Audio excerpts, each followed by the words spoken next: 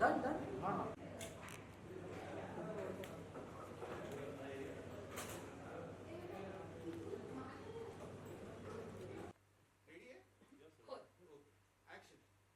मराठीबद्दल बोलणार आहे. मराठी हा फक्त शब्द नाही, हा माझ्या आईचा गोड आवाज आहे. हा माझ्या आजीच्या गोष्टींचा खजिना आहे.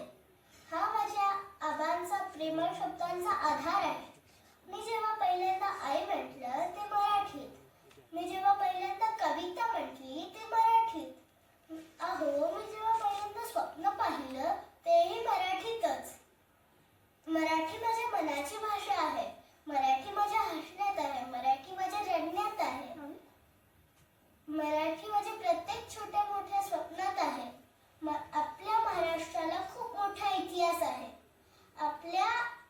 आपल्या संतांनी मराठीत खूप सुंदर सुंदर अभंग लिहिले.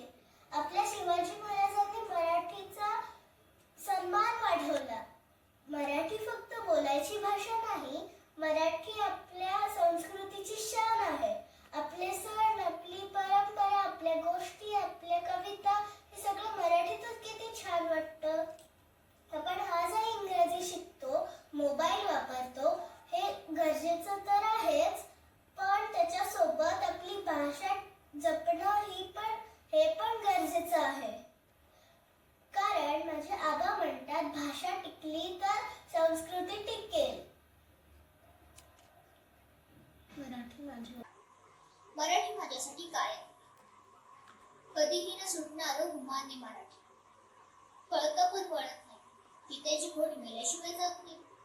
सोपी असं वाटणारी पण सखोल अर्थ असणार. तुमची आमची सखी जणू अनेक पैलू असणार. भारी जखास खूपच मस्त ची मजा गैरपणे येणार नाही. तशी आईच्या हातच्या जेवणाची सर बाहेरच्या जेवणाला येणार. बाहेर जीवनातून थकून आल्यावर थंड पाणी प्यायल्यानंतरची जी भावना आहे ना, ती आहे मराठी. अनेक भाषा बोलून ऐकून घरात आल्या आल्या चटकन जी भाषा जीवेवर रेंगाळत आहे ना, ती आहे मराठी.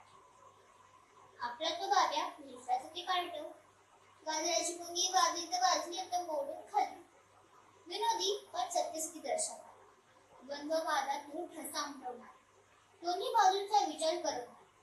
विचारांना मोकळी वाट करून देणारी, हवी हवीशी वाटणारी, ती सखीच मजा. लिखाणात गफलत आणि माधव नावाचा जीव गेला. समजण्यात गफलत की अर्थाचा अनर्थ झाला. जाणकार व सतर्क राहा सांगून लोक थकले, तरी आम्ही मात्र स्वतःचे शेंडे रोवले. तिचे सर्व राग वेगळे पण प्रेमळ आहे ती अपार. उंझळ व सुखात ही शोधते जीवनाचा सार. लहानपणापासून शिकते तरी अजून तिची महती जाणतीच आहे. अनेक काही जुळ्या गोष्टी तिच्या, त्यांच्याशी ती सांगड घालते. आईसारखं प्रेम, बहिणीसारखी साथ, मैत्रीसारखं धाडस, बाबांसारखी तटस्थ कठोर, भावासारखी दिलखुलास आणि एक मार्गदर्शन. तिथे जिद्द जी सदैव माझ्यासोबत राहिली. अंतर्मनात डोकावताना स्मित हास्य होते. अनेक रूप तिची सांभाळून तिनं उंचावली आहे मान. अनेक रूप तिची सांभाळून तिनं उंचावली आहे मान. नक्कीच सोडवेन मी हे मराठीचं मान. नक्कीच सोडवेन मी हे मराठीचं मान. मराठी भाषेला अभिजात भाषेचा दर्जा मिळालाय.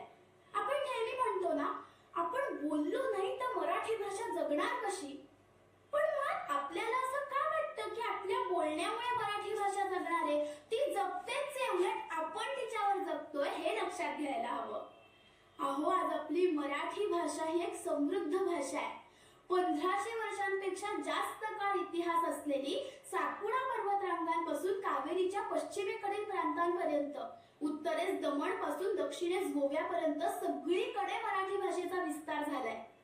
आपली मराठी भाषा म्हणजे पुलंचं काव्य. मराठी भाषा म्हणजे कुसुमाग्रजांच्या शब्दातली समृद्धी. मराठी भाषा म्हणजे शांता शेळकेंच्या ओळी आणि साहित्यातलं वैभव म्हणजे आपली मराठी भाषा.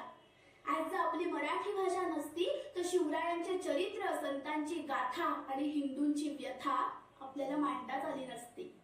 आज मराठी भाषा नसती तर आपलं अस्तित्व सुद्धा नसतं. आणि म्हणूनच आपल्या मराठी भाषे एवढी समृद्ध भाषा कुठेही नाही. मी माझ्या मराठी भाषेला एवढंच सांगेन की आई, तुझ्या अंगाखांद्यावर लहान लेकरू आहे. तुझा तेजस्वी पान्हा माझ्या वाणीत सोड, माझे शब्द तुझ्या दुधाने माखू देत. आई, तुझ्याविषयी माझ्या तोंडातून एक जरी अपशब्द बाहेर आला तरी मी तुझ्या जवळ राहण्याच्या पात्रतेची उरणार नाही. आई, मी माझी व्यथा तुझ्या पुढे कधीच मांडणार नाही. पण हो, जर तुझ्यामुळेच माझ्या जन्माला खरा अर्थ प्राप्त झाला असेल तर तुझ्यामुळेच माझे जीवन कृतार्थ झाले आहे. आज आपल्या मराठी भाषे एवढी सुंदर आणि साधी सोपी अलंकारिक भाषा दुसरी कुठेही नाही. आता मी संजय सर तुम्हाला विचारेन, आता तुमची प्रतिक्रिया काय आहे? हा, मी मगाशी हेच म्हणत होतो होय. की ते मराठीवरचं प्रेम आहे ना, हे डोळ्यात दिसू दे. ते नीलाक्षीच्या डोळ्यात दिसत होतं. आणि काय शब्द फेकू. मला तर ना ह्या सगळ्यांचं ना स्क्रिप्ट लिहिणारे जे आहेत ना, मला त्यांचं कौतुक आहे. मला ऍक्च्युली जर ही यांचा पत्ता द्या, मला सिनेमाचे डायलॉग लिहायला ऍक्च्युली मदत होईल. किती सुंदर लिहितात, किती छान. आणि ही मुलं इतक्या काय म्हणतात त्याला, आत्मविश्वासाने सामोरी जातात. आणि पाठांतर, संवाद फेक, शब्द फेक, प्रत्येक शब्दावरचं वजन हे इतकं अचूक आहे ना की असं बघतच राहावं असं वाटतंय. मम्मा, मी तुझा मामा, ते मला का असं एक मला ते चार मुले तुम्हाला ओ आ इ ई उ ए I O A O a e E उ ए आय ओ औ आहा. मराठी लोट येते, लोट वाटते मराठी. माझे गाणी पण म्हणते मला मराठी खूप आवडते. सरांना मी विचारेन की तुम्हाला काय वाटतंय? छान होता प्रयत्न. तिने किती म्हणींचा वापर सुंदर केला होता, त्या हा. काही सुविचारांचा, होय. काही सुवचनांचा. तर चांगला प्रयत्न होता. याच्यावरून एक म्हणींवरची कविता आठवली की आईचं बोलणं ऐकून गंमत वाटते भारी. आईचं बोलणं ऐकून गंमत वाटते भारी, निंदकाचे घर म्हणे असावी शेजारी. घरोघरी मातीच्या चुली म्हणे असतात आणि कुठेही जा पळसाला पाने तीनच दिसतात. आई आमच्या म्हणींचा वापर करून छान बोलते. म्हणींचा वापर करून छान बोलते आई, आणि कमी शब्दात आम्हाला सांगते बरंच काही. आम्ही सुद्धा आईसारखंच बोलतो आता छान. विहीर खणत नाही बरं लागल्यावर तहान. तर अशा पद्धतीची छान म्हणींचा वापर करून तिने प्रयत्न चांगला केलाय. आणि शेवटी तिने जे काय म्हटलं की कविता माझ्यासाठी काय, मराठी भाषा माझ्यासाठी काय, तर माझी सखी आहे, माझी सोबत आहे, मला अनेक माणसाशी जोडणारी आहे. तर चांगला प्रयत्न होता तिचा वयाच्या मानाने. अगदीच अगदीच. तर आता आपले परीक्षक बालकवी एकनाथ आव्हाड यांना मी विनंती करेन, कृपया त्यांनी मंचावर यावं आणि बालगटातील महाविजेत्याचं नाव घोषित करावं.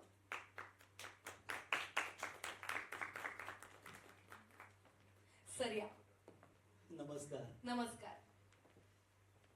तर मराठी मूळ प्रस्तुत बोला मराठी पुरस्कार 2026, आणि याच्यामध्ये बालगटामध्ये जो विजयी स्पर्धक आहे त्याचं नाव आहे नील निनाद देशपांडे. जोरदार टाळ्या होऊन सौदेत नील देशपांडे ह्याच्यासाठी. कारण त्यांनी नाट्यछटेच्या माध्यमातून मराठीची महती सांगितली. नाट्यछटा हा दुर्मिळ प्रकार त्यांनी सादर केला. त्यामुळे खरंच त्या मुलाचं कौतुक आहे. त्यामुळे नीलसाठी पुन्हा एकदा त्याचं अभिनंदन, आणि त्याच्या पुढच्या उपक्रमासाठी, पुढील त्याच्या इतर स्पर्धांसाठी आपण त्याला मराठी मूळतर्फे खूप खूप शुभेच्छा देऊया. नक्कीच. सर नमस्कार. ही जी डिजिटल क्रांती मराठी बाबतची जी चळवळ सुरू झाली आहे त्याच्यामध्ये तुम्ही परीक्षण करताय. मराठी मुंडे हा जो एक पायंडा घालून आता घातलेला आहे, सुरू केलेला आहे त्या बाबतीत, आणि एकंदरीत तुम्ही जे सगळं अनुभवताय, इतकं परीक्षण करताय, इतक्या लोकांच्या तुम्ही वेगवेगळ्या लोकांनी ज्या पद्धतीने पार्टिसिपेट केलेलं आहे त्यांना पाहून एकंदरीत ह्या कार्यक्रमाचा तुमचा अनुभव काय? आणि मला खूप छान वाटलं ऍक्च्युली. मराठी बोलणे हा बोला मराठी नावाचा जो उपक्रम सुरू केला, मी स्पर्धा नाही म्हणणार त्याला उपक्रम म्हणेन. कारण त्या निमित्ताने मी जे बघतोय ना, तर अगदी लहान मुलांपासून ते महाविद्यालय मुलांपर्यंत सगळेजण आपापलं स्क्रिप्ट लिहित आहेत. ते मराठीसाठी लिहित आहेत, मराठीमध्ये लिहित आहेत. आणि त्या निमित्ताने त्यांचा मराठी भाषेसाठीचा अभ्यास होतो. म्हणजे फक्त मराठीबद्दल लिहायचं नाही आहे, तर मराठीचा इतिहास जाणून घ्यायचा आहे, मराठी भाषेचा जो काही अभिमान आहे तो त्यांच्या डोळ्यातून आपल्याला दिसतोय. तर ह्या सगळ्या गोष्टी खूप छान आहेत आणि मला ॲक्च्युली मराठी मूव्स आणि बोला मराठी या उपक्रमाला ॲक्च्युली धन्यवाद द्यायचे आहेत की इतका सुंदर उपक्रम तुम्ही सुरू केला आहे. म्हणजे बऱ्याच स्पर्धकांचं असं म्हणणं आहे की अरे मराठी भाषेसाठी स्पर्धा घेतल्या जातात. तर माझं असं म्हणणं आहे की अजून 10 स्पर्धा घेऊया. पण जर मराठी भाषेचा जाज्वल्य अभिमान प्रत्येकाच्या डोळ्यात दिसत असेल तर मला या स्पर्धेचा भाग होणं मला आवडेल. मला मजा येईल आणि मला खरंच मजा येते. निश्चितच एक प्रश्न आवडून असं की आपण मराठी आहात आणि इतकं भव्य तुम्ही काम मराठीमध्ये करून करू इतकं मोठं तुमचं योगदान आहे. 5 वर्ष इतिहासाने आता संजय जाधव म्हणून मराठीशी तुमची कशी नाळ आहे, कशा पद्धतीचा एक तुमची त्याच्यावर बाबतीतची आस्था आहे ते नाही, त्या बाबतीत मी एवढं नक्की म्हणेन की मी आतापर्यंत फक्त मराठी सिनेमेच केले दिग्दर्शन. आणि म्हणजे बऱ्याच वेळा असं होतं की मी संजय दादा हा कुठे मराठी बोलतो, हा ते हिंदी बोलतो. पण मला त्यांना सांगायला आवडेल ॲक्च्युली की माझी बायको आहे ना, माझी बायको पंजाबी आहे पण आमच्या घरात मराठी बोललं जातं. आमच्या मुलीवर मराठी संस्कार आहे. माझी मुलगी खूप छान मराठी बोलते. मी मराठी बोलताना मध्ये मध्ये हिंदी किंवा इंग्रजी भाषेचा वापर करणं हे ॲक्च्युली मी लहानपणापासून ज्या भागात वाढलो, मी सिंधी कॅम्पात वाढलो, लहानाचा मोठा झाला त्यामुळे मी तसा बोलायचो. पण जेव्हा मला कळायला लागलं की आपल्याला मराठी बोलणं खूप गरजेचं आहे कारण मी जसा वागतो तसे माझे असिस्टंट्स वागतात, तसे मला फॉलो करणारे वागतात. तर मला ही माझी चूक सुधारली पाहिजे आणि तेव्हापासून मी माझ्यामध्ये खूप बदल घडवून आणले आणि मला खूप छान वाटतं आता. मला हा पर्टिक्युलरली हा प्रोग्राम बघताना मला खूप मजा आली की ही लहान लहान मुलं पण ना मराठी भाषेबद्दल बोलत आहेत, मराठीत बोलत आहेत आणि त्यातली काही मुलं तर इतकी छान बोलतात. म्हणजे त्यांची संवाद पेन, त्यांचे शब्दावरचं वजन इतकं सुंदर आहे की ते बघताना माझा ऊर ॲक्च्युली भरून आला की अरे वा किती छान संस्कार आहेत मुलांवर. तर मला पुन्हा एकदा या बोल मराठी या कार्यक्रमाचा मला आभार मानायचे की वा मला मजा आली, खूप मजा आली. शेवटचा प्रश्न असा की ही डिजिटल क्रांती आहे, आता सध्या डिजिटल युग झालेलं आहे आणि या डिजिटल विश्वात सुद्धा मराठीने खूप छान ठेवलेला आहे. मराठी भाषेला अभिजात भाषेचा दर्जा सुद्धा मिळालेला आहे. त्याच्यामुळे हे डिजिटल युग आणि मराठी भाषा या दोघांचा संगम जेव्हा होईल तेव्हा हे एकंदरीत चित्र आशादायी कसं असू शकतं तुमच्या? आशादायी आहेच कारण मला आता कळलं की हा जो उपक्रम आपण राबवला आहे बोला मराठीच्या माध्यमातून तर याच्यात वेगवेगळ्या देशातनं पण एंट्री झाल्या. तर हा किती छान उपक्रम आहे. तर ही डिजिटल युगामध्ये जर असं काही होत असेल की लंडनमधला मराठी माणूस पण लंडनमधली मराठी मुलं, लंडनमधलं मराठी कुटुंब ते जर याच्यात सहभागी होत असतील आणि ते आपल्या मुलांना लंडनमध्ये संस्कार करत असतील मराठीसाठी तर किती छान आहे. तर मला असं वाटतं की हा उपक्रम खूप छान आहे आणि तुझ्या प्रश्नातच तुझं उत्तर आहे ॲक्च्युली की डिजिटल जी काही चळवळ चालू आहे, डिजिटल क्रांती चालू आहे त्याच्यामध्ये आपण मराठी भाषा सर्वदूर पोचवायचा प्रयत्न करतो आणि यशस्वीरित्या करतो. तर खूप छान आहे. खूप खूप शुभेच्छा. Thank you sir. थँक्यू. सगळ्यांना मिळतंय ना व्यवस्थित? हो रोल थोडंसं लाऊडली बोला म्हणजे सगळ्यांना व्यवस्थित. येस. रेडी? या रोल. हां सर, बोला मराठी एक आगळीवेगळी चळवळ जी सुरू झालेली आहे आणि त्याचं तुम्ही परीक्षण करताय. साधारण या सगळ्या एकंदरीत या संकल्पनेविषयी आम्हाला थोडीशी माहिती आहे. खरं तर मराठी मूड यांनी प्रस्तुत केलेला हा बोला मराठी पुरस्कार सोहळा आणि या पुरस्कार सोहळ्याचं परीक्षण करण्याची संधी मला मिळाली. याचा एक वेगळा आनंद एवढ्यासाठी आहे की लहान गटापासून अगदी महाविद्यालयीन विद्यार्थी, प्रौढ गट या सगळ्यांना एक मोठं व्यासपीठ खुलं केलेलं आहे. मराठी मूडने जे व्यासपीठ खुलं केलेले आहे या व्यासपीठाच्या माध्यमातून ही सगळी मंडळी मराठी भाषा दिनाच्या निमित्ताने मराठी भाषा आपली केवढी समृद्ध भाषा आहे, किती विविधतेने नटलेली आहे, किती बोलीभाषांचा त्याच्यामध्ये सहभाग आहे हे ते मुलं त्यांच्या पद्धतीने सादरीकरणातून, काही स्क्रिप्ट लिहून, काही कवितेतून, काही नाट्यछटेतून, काही कथाकथनातून सादर करतायत. त्यामुळे मुलांना पूर्ण देशातल्या लोकांना आणि देशाबाहेरच्या मंडळींना सुद्धा एक मोठं व्यासपीठ मिळतंय याचा मला आनंद आहे.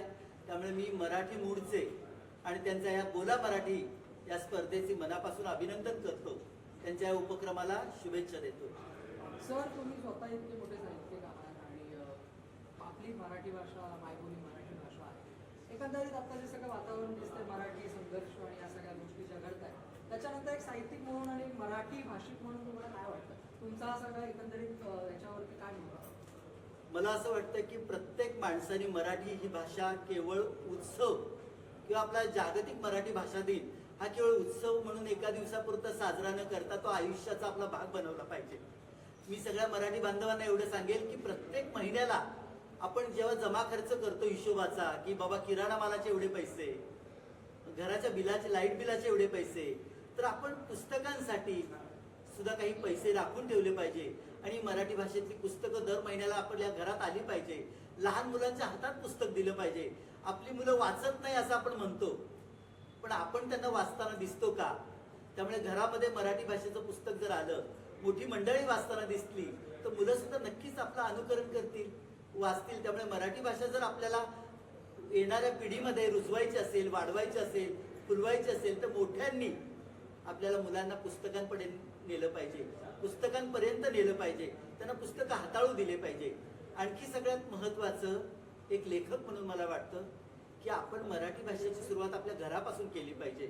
आपलं स्वतःचं मूल आपण मराठी भाषेच्या शाळेत का घालू नये? अहो, मराठी भाषेतून शिक्षण घेतल्यानंतर ज्या संकल्पना असतात त्या अगदी मुलांच्या डोक्यामध्ये इतक्या फिट्ट होऊन जातात की ते विसरत नाहीत. आणि म्हणूनच मराठी भाषेतून मिळालेलं शिक्षण हे मुलांच्या आयुष्यात चिरकाल टिकणारं आहे. मराठी भाषा ही केवळ भाषा नाही, तर ती आपलं अस्तित्व झाली पाहिजे, आपला आत्मविश्वास झाली पाहिजे असं मला वाटतं. शेवटचा प्रश्न असा की ही चळवळ जी सुरू झालेली आहे ती डिजिटल स्वरूपाची आहे, ऑनलाईन क्रांती आहे एक प्रकारे. सो या ऑनलाईन क्रांतीचा या संपूर्ण जगामध्ये आता जे काय सगळं ऑनलाईन झालेलं आहे याच्यामध्ये कशा पद्धतीने परिणामकारक ठरतं? मला वाटतं आपली मुलं आता ऑनलाईनच्या पूर्वी करोना होता तेव्हा काय झालं, आपण मुलांना मोबाईल घे आणि अभ्यासाला बस म्हणायचो. पण करोना गेला, मुलांच्या हातातला मोबाईल मात्र गेला नाही. मग मुलांच्या हातात असलेल्या मोबाईलचा आपल्याला चांगल्या पद्धतीने उपयोग कसा करून घेता येईल हे आपल्याला मराठी मूडने आणि त्यांच्या या बोला मराठी या कार्यक्रमाने सांगून दिलेलं आहे. हे उत्तम उदाहरण आहे की मुलांच्या कलाने आपण त्यांना कसं आपण या मीडियाच्या माध्यमातून त्यांच्यामध्ये मराठी कसं रुजवता येईल, कसं फुलवता येईल, आपण याचा उपयोग करून घेतला पाहिजे. ठीक आहे, मुलं गुगल बघतात, मुलं यूट्यूबवर बघतात, मुलं यूट्यूबवरचे व्हिडिओ पाहतात, मुलं गुगलवर, पण चांगलं आहे की गुगलवरचे किशोरचे कितीतरी खंड तुम्हाला मोफत वाचायला उपलब्ध झालेले आहेत, जे शासनाने कितीतरी छान छान गोष्टी, छान छान कविता आपल्याला त्या या डिजिटल माध्यमातून मुलांपर्यंत पोहोचत आहे. किंडलवर कितीतरी पुस्तकं आहेत, कितीतरी ईबुकची पुस्तकं आहेत, तर आपण मला वाटतं ही मुलांपुढे उपलब्ध करून दिली पाहिजे. मोबाईलच्या माध्यमातून सुद्धा केवढं मोठं चांगलं जग मुलांपुढे उभं राहू शकतं ते मोठ्या मंडळींनी, पालकांनी मुलांना दाखवून दिलं पाहिजे. कारण मला वाटतं आजची ही लहान पिढीच उद्याचे भारताचे खरे आदर्श नागरिक आणि आधारस्तंभ होणार आहे.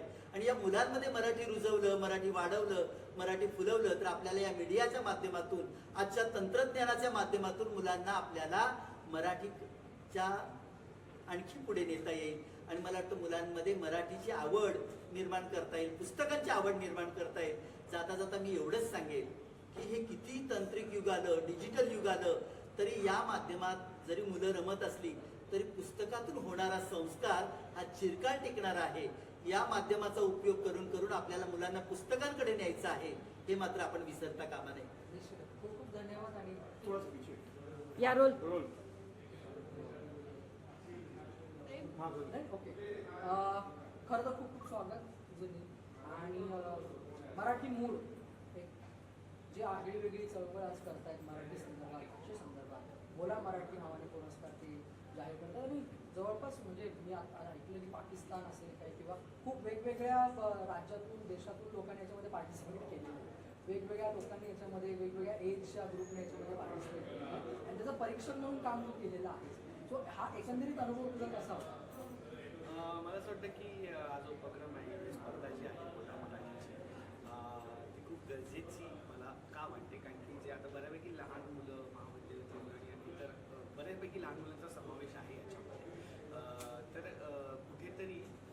त्यांच्या मनात भलेही त्यांनी पाठांतर केलं असेल, काही लोकांनी स्वतःहून लिहिलेलं आहे, काही मुलांना आईबाबांनी शिकवलेलं आहे, त्यांना लिहून दिलेलं आहे किंवा त्यांच्याकडनं पाठांतर करून घेतलेलं आहे. हे सगळं जरी असलं तरी मला असं वाटतं की त्या वयात ह्या गोष्टी त्यांच्या मनात मराठी भाषेबद्दलची आवड, गोडवा, त्याचा इतिहास रुजवणं महत्त्वाचं आहे. जे की आपण आत्ता बघतो की बरेच मराठी पालक आपल्या मुलांच्याकडे इंग्रजीत बोलताना फार दिसतात, मराठी असून सुद्धा, आणि फार कमी मराठी बोलतात. घरी अगदी बाहेरच नाही, बट ते लोकांना अभिमान वाटतो की माझ्या मुलांना इंग्लिश येते. चांगली गोष्ट इंग्लिश येते, पण मराठी पण येते याचा अभिमान वाटला पाहिजे. त्याच्यासाठी अशा पद्धतीचे उपक्रम खूप महत्त्वाचे असतात, जेणेकरून लहान मुलांमध्ये आत्तापासूनच मराठी भाषेचं प्रेम, त्याचा इतिहास आणि आपले संत, कवी, नाटककार असे अनेक मोठे दिग्गज लोकांनी जे काम करून ठेवलेलं आहे, संगीतात जेवढं काम झालेलं आहे, साहित्यात जेवढं काम झालेलं आहे, हे सगळं त्यांच्या मनात कुठेतरी ह्या गोष्टीमुळे त्यांची एक वाचण्याची सुरुवात किंवा त्याच्याविषयी बोलण्यासाठी केलं गेलेलं पाठांतर, याच्यातनं त्यांच्या मनात ती गोष्ट रुजत आहे आणि खूप महत्त्वाचं काम वाटतं. बरीच स्पर्धा असेल आणि या सगळ्या गोष्टी, पण त्या निमित्ताने या गोष्टी होत आहेत. त्यामुळे बोला मराठी या कार्यक्रमासाठी मला खूप आनंद होतो की आपण करतोय. त्याचं परीक्षक व्हायची संधी मला मिळते, हे तर अजून त्याच्याहून आनंदाची गोष्ट मला वाटते की माझ्या वाट्याला ही संधी मला मिळाली.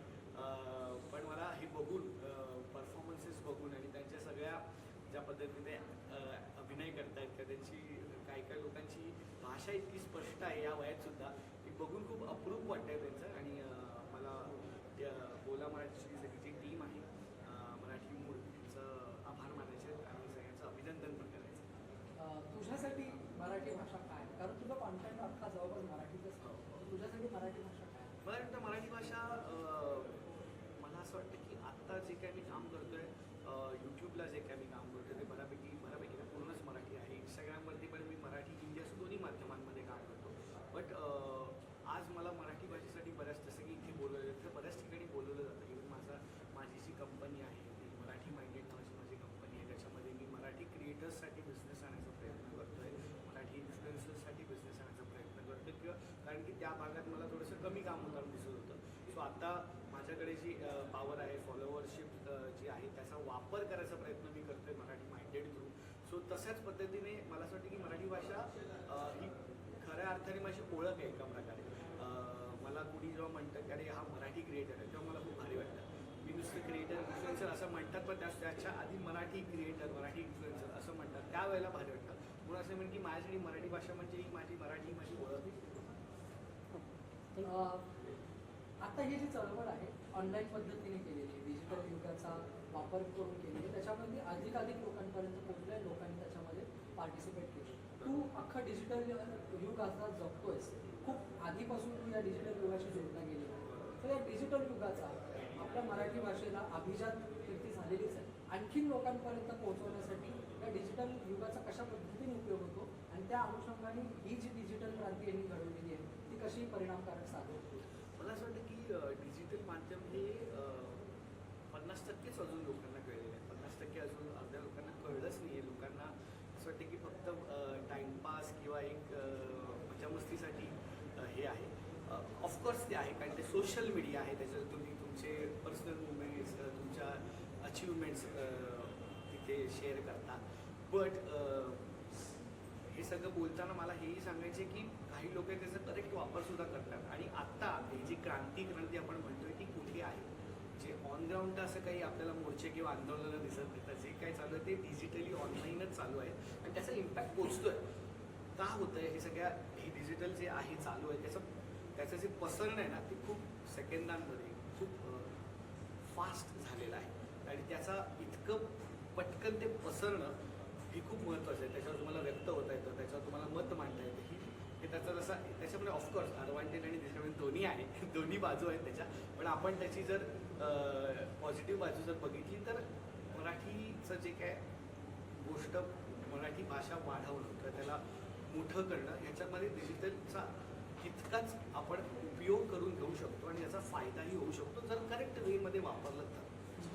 Thank you sir. खूप खूप शुभेच्छा आणि धन्यवाद. थँक्यू सर नमस्कार. आणि मराठी मूळ एक वेगळी चळवळ तुम्ही राबवता आहात, एक वेगळी डिजिटल क्रांती या मराठी भाषेकरिता, भाषेच्या संवर्धनासाठी तुम्ही करताय.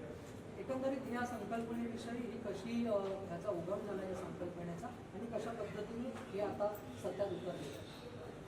सर्वात पहिलं तर मराठी भाषा गौरव दिन आहे. तर मराठी भाषा गौरव दिन आहे आणि as a channel Marathi channel काय केलं पाहिजे मराठी भाषेसाठी.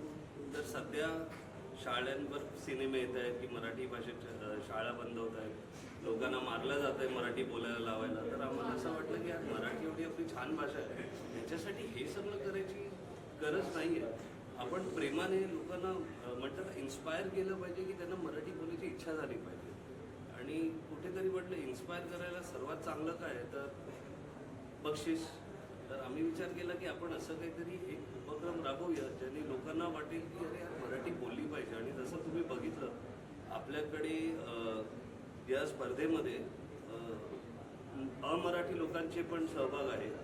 मला तुम्हाला सांगायला आवडेल आपल्याला पाकिस्तानमधून पण 2 एंट्री आल्या आहेत आणि ते मराठी बोलणारे लोकांचे आहेत. तर दुबईमधून आले आहेत, बाकी देशातून पण आले आहेत.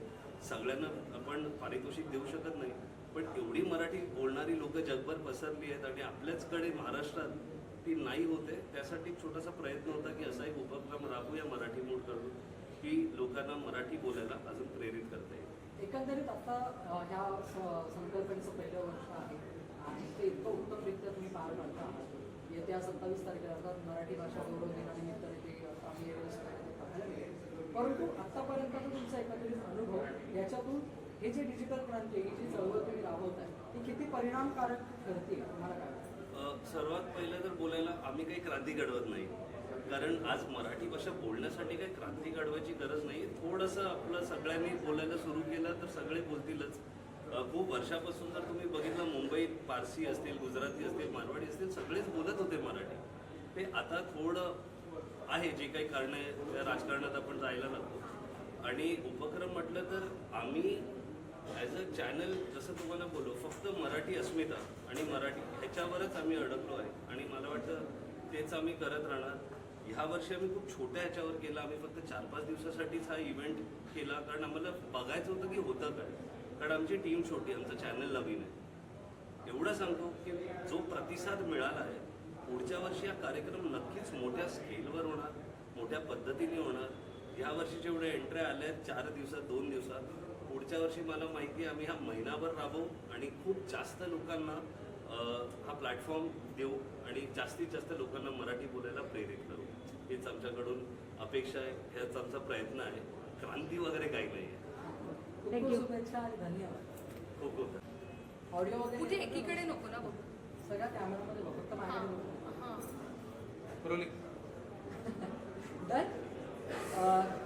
मराठी मूड आणि बोला मराठी ही आगळी वेगळी क्रांती, आगळी वेगळी चळवळ, एक स्पर्धागम पुरस्कार नावाचा एक असा उपक्रम सुरू केला. त्याच्यामध्ये तू परीक्षक त्याचं निवेदन करतेस आणि एकंदरीत तुझा हा सगळ्या कॉन्सेप्टशी या संकल्पनेशी कसा संबंध आला आणि कशा पद्धतीने तू सगळं एन्जॉय? मला एक अनिनामी फोन आलेला आहे आणि तो फोन उचलून माझं झालं की काय आहे, आज तुम्हाला यायचंय, आज निवेदन आहे. तुला कसलं निवेदन आहे असं घाईघाईत एक फोन येतो आणि तो असतो मराठी मूळच्या बोला मराठीसाठी. आणि ही माझ्यासाठी कायम भाग्याची गोष्ट असेल की ह्या चॅनलसाठी मला निवेदन करण्याची संधी दिली. तर त्यासाठी आधी सगळ्यांचे धन्यवाद. आणि मराठी हा जिव्हाळ्याचा विषय आहे आणि कसं कसं कसं कसं मला पकडून इथे बोलवलंय त्यासाठी मी तुमची आभारी असेल. मराठी मातृभूमी आपण असं म्हणतो जिथे आहोत ती आपली मातृभाषा म्हणजेच आई, जननी, जन्मदाती, जी आपल्याला जन्म देते, जी आपल्याला घडवते, आपल्यावर संस्कार करते.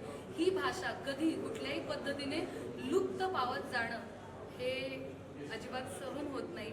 आणि म्हणूनच ह्यासाठीचा हा अट्टहास आहे जो मराठी मूळच्या चॅनलच्या सगळ्या क्रिएटर्सनी केलेला आहे. आणि म्हणून मला ही भाग्याची गोष्ट वाटते की याचा मी भाग आहे. संजना, तुझं आणि मराठी भाषेचं कसं नातं जरा विवरून सांग. मी मराठी शाळेची विद्यार्थिनी आहे. इथे दादरला साने गुरुजी शाळेत माझी सगळी जडणघडण झालेली आहे. खूप वर्ष वक्तृत्व स्पर्धा, एकपात्री स्पर्धा केल्यानंतर आज मी निवेदन क्षेत्रात, अभिनय क्षेत्रात कॉन्फिडेंटली म्हणजेच आत्मविश्वासाने उभी राहू शकते, बोलू शकते. आणि मला वाटतं माझ्या या आत्मविश्वासामध्येच माझी मराठी किती रुजलेली आहे हे दिसून येतं. निश्चितच जाता जाता आम्हाला हे ऐकायला आवडेल की ही जी क्रांती पद्धतीने घडलेली आहे, त्याचं हे पहिलं वर्ष आहे आणि एकंदरीत तू सुद्धा एक सोशल मीडियावरती वावरतेस, तुझ्या सगळ्या गोष्टींचा मराठीमधून तू लोकांपर्यंत तुझे सगळ्या बातम्या पोहोचवतेस. तर ह्या एकंदरीत डिजिटल प्लॅटफॉर्मचा आणि आपल्या मराठी भाषेच्या संवर्धनासाठी प्रचारासाठी कशा पद्धतीने उपयोग होतो? खूप चांगल्या पद्धतीने याचा उपयोग होतोय, कारण मराठी बरोबरच अमराठी भाषिकही मी आज पाहिले. तमिळ मुलगी जर मराठीमध्ये तिचं काव्य सादर करू शकते, तर मराठी भाषेची केवढी काय म्हणता येईल, केवढा मोठा गाभा आहे, केवढं मोठं अर्भ आणि अर्क आहे या भाषेचं. तर मला असं वाटतं ह्या स्पर्धेच्या निमित्ताने बऱ्याच आपल्या हक्काच्या मराठी माणसांना ही संधी मिळाली आहे मराठी अभ्यासण्याची. त्यामुळे ही संधी तुम्हाला प्रगल्भच करणार आहे, समृद्धच करणार आहे. जर आपली भाषा आपल्याला वैचारिकदृष्ट्या समृद्ध करणारी असेल तर अजून काय हवंय. त्यामुळे मला हा जो इनिशिएटिव्ह आहे त्याचा सार्थ अभिमान आहे आणि ह्याचाही आनंद आहे की ह्या महाअंतिम सोहळ्यामध्ये मला निवेदिका. धन्यवाद.